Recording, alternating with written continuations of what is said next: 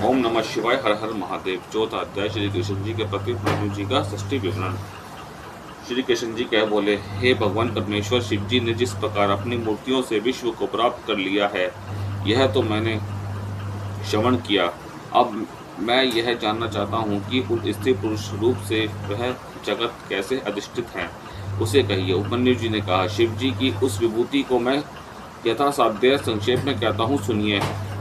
विस्तार से तो स्वयं शिव जी भी नहीं कह सकते, क्योंकि उनकी शक्ति का नाम महादेवी है और महादेवी जी शक्तिमान है। उनकी विभूति का वेश ही यह चराचरात्मक विश्व है। यह जितना बड़ा, जितना चेतन, शुद्ध अशुद्ध, पर अपर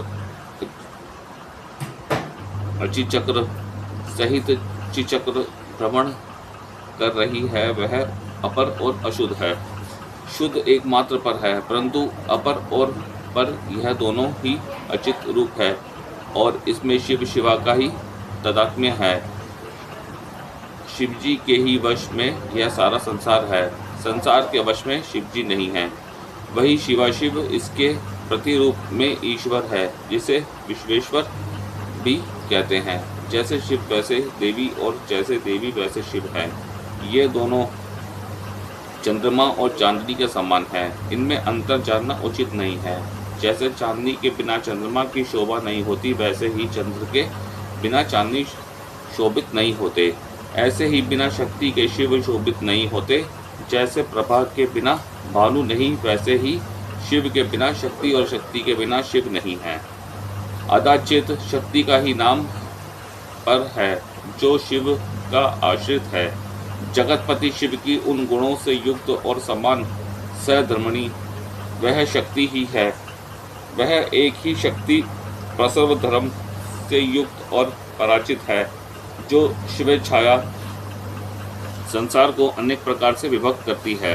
वह मूल, प्रकृति, माया, त्रिगुण और 3 प्रकार की हैं।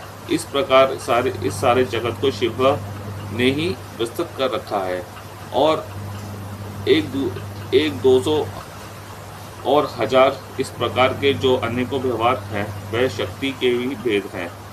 स्वेच्छा से ही वह परातत्व एकता को प्राप्त हो। फिर आदि सृष्टि में इस प्रकार स्फूर्ति होती है, जैसे तिलों से तेल होता है।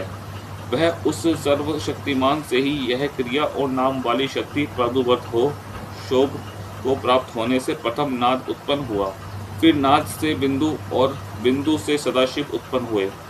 उससे महेश्वर, और महेश्वर से शुद्ध विद्या उत्पन्न,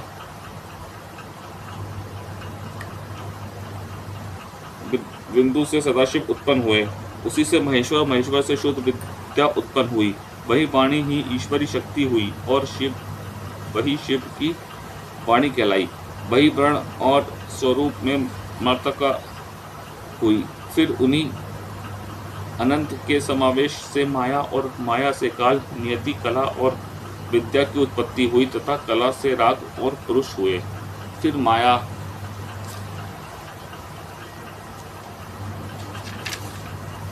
माया से त्रिगुणात्मक अव्यक्त और व्यक्त हुआ, तथा जिससे सत्य, रज, तम युक्त यह सारा जगत व्याप्त हो गया। इस प्रकार गुणों के शोभायमान होने पर उन गुणेश की 3 मूर्तियां हो गई। फिर तो यथाक्रम महादधि तत्व उत्पन्न हुए, और यह चक्रवर्ती अनंत और विद्या से अधिष्ठित हो गए, और शरीर के अनुसार ही अनंत विद्याओं से अधिष्ठित हो गए, और शरीर के अनुसार ही उनकी शक्तियां हुई। रुद्र की और रुद्री, विष्णु की वैष्णवी, तथा ब्रह्मा की ब्रह्माणी, और इंद्र की इंद्री शक्ति हुई। अधिक कहने से क्या प्रयोजन। यह स्थावर जगम जगत शक्तिमय है। यह परम शक्ति परमात्मा शिव की कला है। यही सारी जगत की रचना करती है। यही पराशक्ति सर्वथा शिव के अधीन है। वह जगत शक्ति आत्मा के ऐसे ही व्याप्त है, जैसे देह अंतरात्मा से व्याप्त है। यही ज्ञान, क्रिया और इच्छा इन मूर्तियों से या शक्ति से वह शक्तिमान ईश्वर सर्वदा विश्व को प्राप्त किए स्थित है। वही आत्मिका शक्ति, महेश की इच्छा शक्ति नित्य कार्य नियामिका है। उसकी ज्ञान शक्ति की कार्य और कारण तथा प्रयोजन को तत्व रूप से बुद्धि में स्थित कर रहा है, और उसकी क्रिया शक्ति ही जगत की वशात्मिका है, जो मनोरथों को पूर्ण करने वाली है। वह शक्ति संकल्प रूपिणी और क्षण मात्र में ही सब कुछ संकल्पित कर देती है। वही शक्ति धर्मोत्पादी का और शक्ति का उद्घाटन करने वाली है, जो परम की प्रेरणा से सारे जगत को प्रसव